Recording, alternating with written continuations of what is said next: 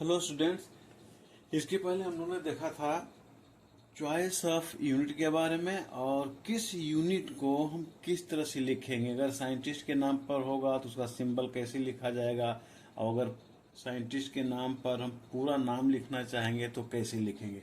यहाँ हम देखेंगे सिस्टम ऑफ यूनिट। तो हमने पढ़ लिया है इसके पहले कि सिस्टम ऑफ यूनिट में तीन फंडामेंटल क्वांटिटीज हैं, लेंथ, मास और टाइम। ये इंडिपेंडेंट होता है, किसी दूसरे पर डिपेंड नहीं करता। लेकिन ये तीनों सिस्टम का यूजेज ये तीन अलग से इस सिस्टम में भी यूज किया गया है। हालांकि आज के डेट में ये आउटडेटेड है, लेकिन एक स्टूडेंट होने के नाते आपको याद रखना चाहिए। तो मैं एक एक करके इसको डील करता हूं। पहला है सीजीएस, या इसी को फ्रेंच सिस्टम कहते हैं। 2 में है एफपीएस, इसी को ब्रिटिश सिस्टम कहते हैं। 3 में है एमकेएस, इसी को मैट्रिक सिस्टम कहते हैं। ठीक है, अब बारी बारी से हम लोग देख लेते हैं कि किस सिस्टम में लेंथ का, मास का, टाइम का यूनिट क्या है। तो सीजीएस सिस्टम में लेंथ का यूनिट सेंटीमीटर है, जैसे 5 सेंटीमीटर, 10 सेंटीमीटर। मास का यूनिट सीजीएस सिस्टम में ग्राम होता है, 10 ग्राम, 100 ग्राम, 1000 ग्राम। और टाइम का सेकेंड होता है, 10 सेकेंड, 15 सेकेंड, 60 सेकेंड, इस तरह से। नंबर 2 है एफपीएस। एफपीएस सिस्टम में लेंथ का यूनिट फीट होता है। जैसे जमीन का हम लोग लेंथ मेजर करते हैं ना, तो बोलते हैं 100 बाय 150 फीट है। या कमरा का जो, रूम का जो डायमेंशन होता है 10 बाय 12 फीट का है। तो ये लेंथ को बताता है, डायमेंशन को। और मास का होता है पाउंड। जैसे हम लोग केक खरीदते हैं ना, तो इतने पाउंड का केक चाहिए, ये मास बताता है, जिसको हम एलबी से इंडिकेट करते हैं। और टाइम का इसमें भी सेकेंड ही होता है। नंबर 3 है एमकेएस।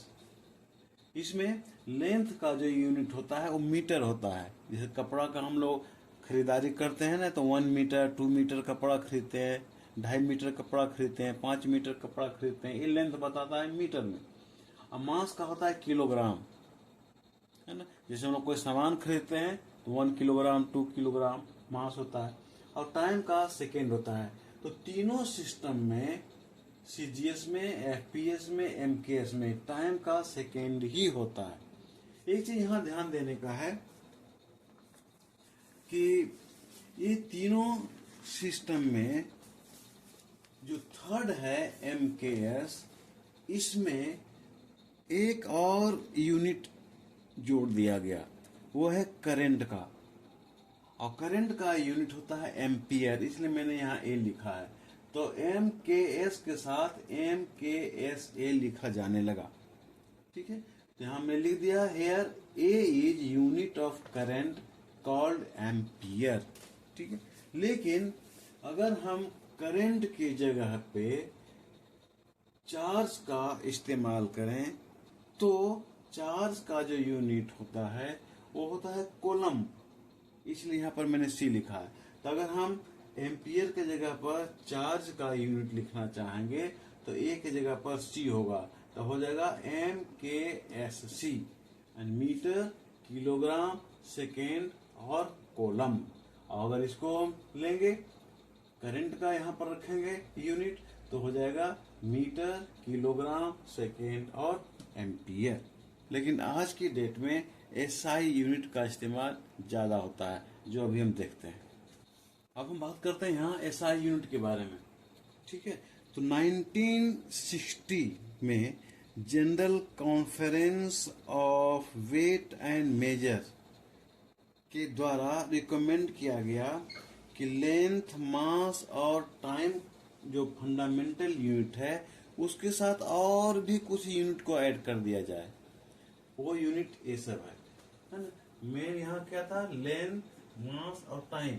इसके साथ ये और भी यूनिट फंडामेंटल यूनिट के रूप में ऐड किया गया।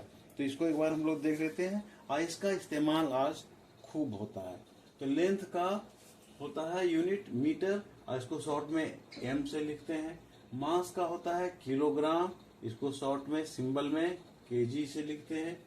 टाइम का यूनिट होता है सेकंड, इसका सिंबल स्मॉल एस है। टेम्परेचर का यूनिट होता है केल्विन, ये साइंटिस्ट का नाम है, के छोटा है और इसका सिंबल के, कैपिटल के होगा, ध्यान दीजिएगा।